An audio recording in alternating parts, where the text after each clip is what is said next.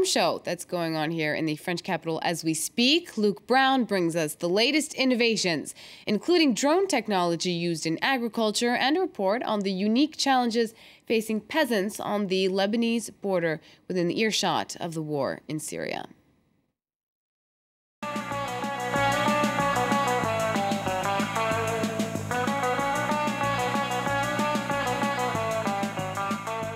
Hello and welcome to France 24's special edition from the Paris Farm Show. One of the motors of agriculture's development has, of course, been innovation, as farmers have swapped horsepower for tractors. What next for the 21st century? Flying farmers? Take a look.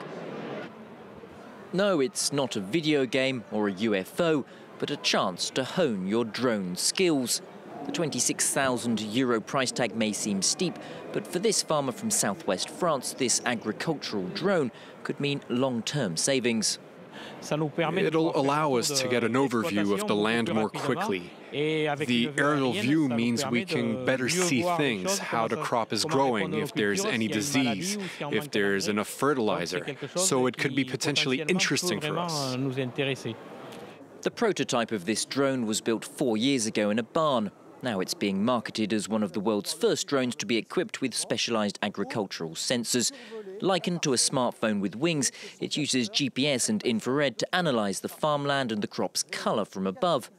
And as it can give rapid overviews of large areas up to 50 kilometers squared at a time, the makers are also targeting the international market, including Africa. There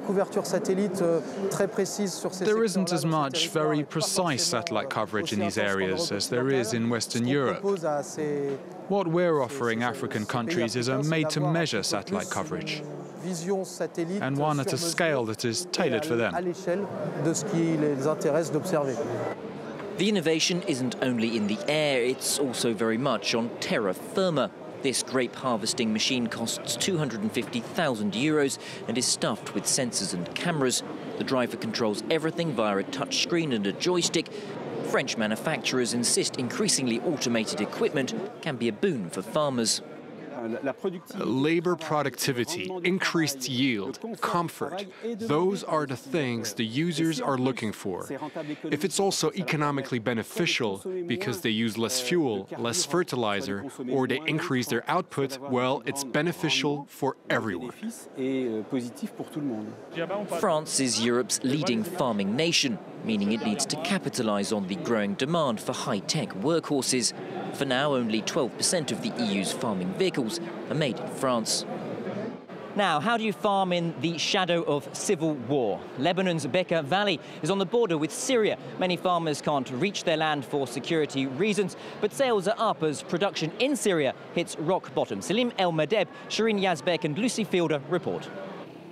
Al-Qa, in the far north of the Bekaa Plain, the last village before Syria. Asad al-Town owns 45 hectares of land, part of which straddles the Syrian border, but he has no chance of getting there now. Behind these mountains, the Syrian army has just launched an assault on the rebel region of Yabrud. The explosions can be heard miles away.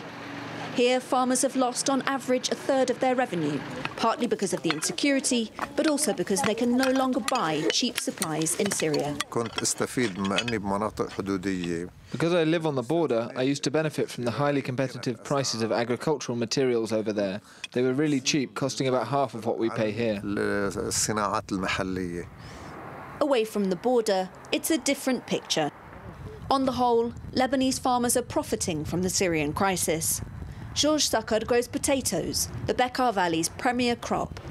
In 2013, Syrian production fell to just a quarter of the year before. A vacuum soon filled by Lebanese growers. With the events in Syria, Lebanon has started to export to Iraq, to the Gulf, to Jordan, and even to Syria because its production has collapsed. The hills of Deir al-Ahmar, the centre of hashish production. This sector too has reaped gains from Syria's war.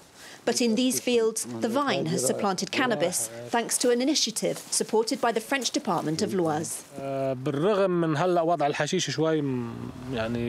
Even if the hashish trade is doing well because of the war in Syria and the instability here, we don't regret the conversion at all because grape sales yield high revenues. Another consequence of the crisis, with the influx of refugees, the cost of labour has plummeted. But this year, the harvest nonetheless faces a grave threat. Winter was exceptionally dry. Snow barely dusted the mountains. The risk of drought is extremely high. That's all for now. Coming up in the next edition, making dinner from produce only from in and around Paris, as well as a closer look at farming in Algeria. Until then, goodbye.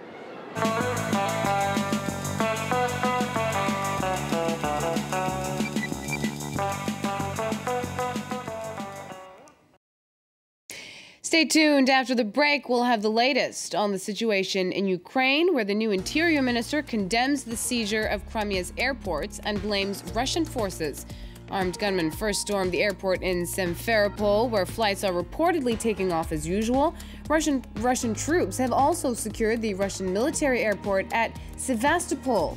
All that and more coming up here on France 24. Stay tuned.